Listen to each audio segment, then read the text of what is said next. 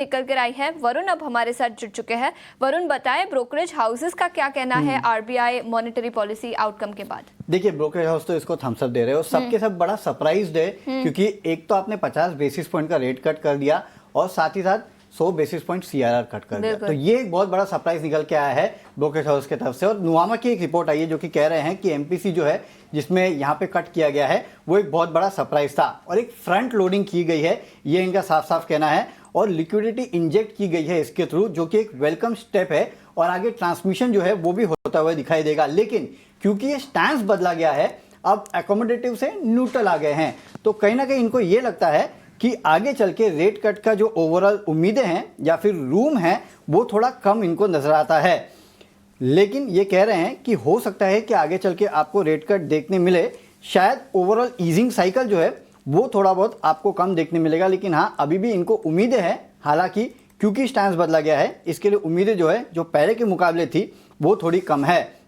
साथ ही इनका ये भी कहना है कि ये अब तक का सबसे शैलो ईजिंग साइकिल था जहां पे 100 बेसिस पॉइंट के आसपास का कट किया गया है और ये उतना सफिशिएंट नहीं है पूरी डिमांड को बूस्ट करने के लिए। इसके लिए शायद ये मान के चले कि आगे शायद आपको देखने मिलेगा, लेकिन ये समय ही बताएगा कि आगे चल के क्या होता है, क्योंकि स्टैंस जो है वो बदला गया है। लेकिन हाँ, ब्रोकरेज हाउस, इनफैक्ट दूसरी भी ब्रोकरेज हाउस की मैं रिपोर्ट पढ़ रहा था और सबके सब रेट कट तो ठीक है, फिर भी 50 बेसिस पॉइंट लोगों ने सोचा था, लेकिन सीआरआर कट के बारे में किसी ने नहीं सोचा था, तो ये इनके लिए बड़ा सरप्राइज था।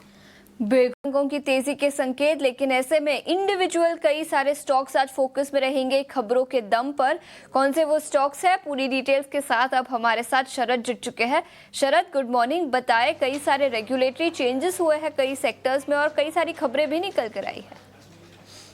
जी बिल्कुल, सबसे पहले बात करें तो ऑफ कोर्स एमएफआई स्पेस है, जैसे हुआ बंधन बैंक हुआ या मुथूट माइक्रो फाइनेंस, जिनका हाई एमएफआई एक्सपोजर है, इन सारे स्टॉक्स पे नज़र रखिएगा। आरबीआई ने जो क्वालिफाइंग एसेट का थ्रेशोल्ड है उसको गिरा दिया है, 75% से 60% कर दिया एनबीएफसी एमएफआई के लेके।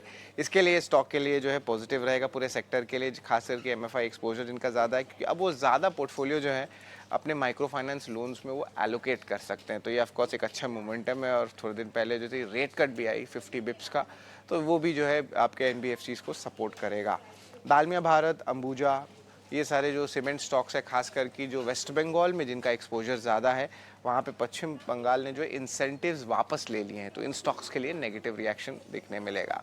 टाटा स्टील एनुअल रिपोर्ट आई है, लार्जली न्यूट्रल रहा है, थोड़ा सा नेगेटिव भी व्यूज़ है। कैपेक्स जो है 15,000 करोड़ का टारगेट है और यूके ऑपरेशन जुलाई से शुरू होने वाली है, लेकिन उन्होंने कहा है कि जो एक्सपोर्ट्स है वो अभी भी रिस्क में है यूके यूएस के ट्रेड पैक्ट को लेके। तो ऑफकोर्स अनिश्चितताएं जो एक्सपोर्ट रिलेटेड बिजनेस है उसमें अभी भी बने हुए हैं। एमसीएक्स के लिए पॉजिटिव न्यूज़ है, सेबी अप्रूवल आई है इलेक्ट्रिसिटी डेरिवेटिव्स को लॉन्च करने के लिए, तो इन स्टॉक पे थोड़ी मोमेंटम आ सकती है। इन्फोसिस की बात करें तो लगभग 32,000 का जीएसटी केस का क्लोज जो है ख़त्म हो चुका है, तो ये स्टॉक के लिए पॉजिटिव रहेगा। गार्डन रीच में बहुत एमओयूज आ रहे हैं डेनमार्क और स्वीडन के कंपनीज के साथ, जो है अलग अलग प्रोडक्ट्स को लेके, प्रोपल्शन को लेके, वेसल्स के लेके जो है ये एमओयू साइन किए जा रहे हैं। और आज भारतीय नेवी जो है पहली बार कमीशन करने वाला anti submarine warfare shallow water craft, तो ये भी जो है कंपनी ने ही बनाया, तो गार्डन रीच पे नज़र रखिएगा। आज बजाज फाइनेंस रिकॉर्ड डेट है बोनस और शेयर विभाजन का, यानी कि शेयर स्प्लिट, और वो दिन है 16 जून,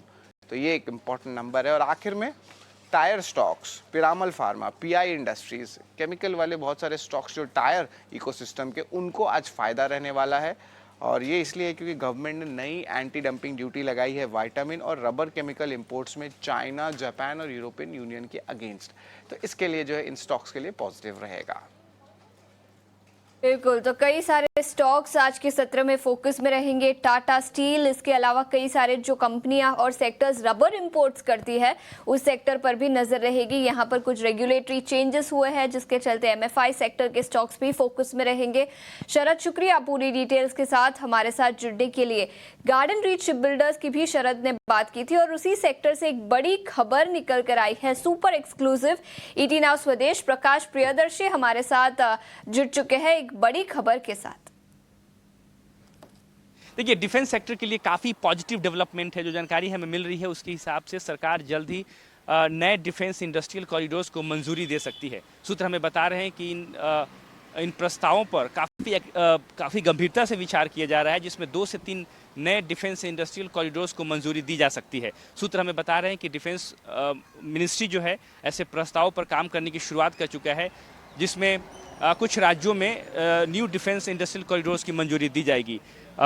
शुरुआती प्रस्तावों के हिसाब से आंध्र प्रदेश, तेलंगाना, महाराष्ट्र और असम जैसे जो राज्य हैं उनके प्रस्तावों पर विचार किया जा रहा है। काफ़ी सिग्निफिकेंट डेवलपमेंट है, क्योंकि सरकार ये चाहती है कि डिफेंस सेक्टर में आत्मनिर्भर बना जाए, और उस दिशा में देखें तो नए डिफेंस इंडस्ट्रियल कॉरिडोर्स की भूमिका काफ़ी अहम साबित हो सकती है। अभी देश में 2 नोटिफाइड डिफेंस इंडस्ट्रियल कॉरिडोर्स हैं, जिसमें एक तमिलनाडु में है और दूसरा उत्तर प्रदेश में है। अब कई राज्य ये चाहते हैं कि उनके यहाँ भी डिफेंस कॉरिडोर्स बने, और उन प्रस्तावों पर विचार किया जा रहा है।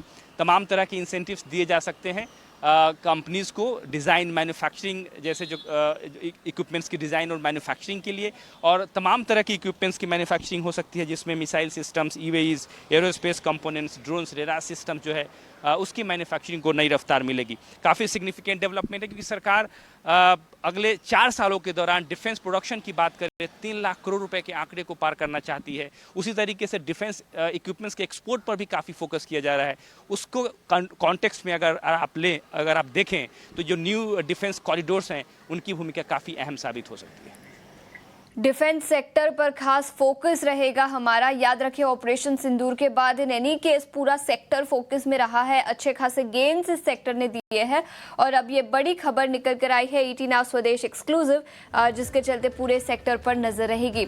एक छोटे से ब्रेक के लिए रुकेंगे, लेकिन ब्रेक के बाद कमोडिटी मार्केट में किस तरह के ट्रेडिंग कॉल्स बनाने चाहिए उस पर नजर डालेंगे। बने रहिए हमारे साथ।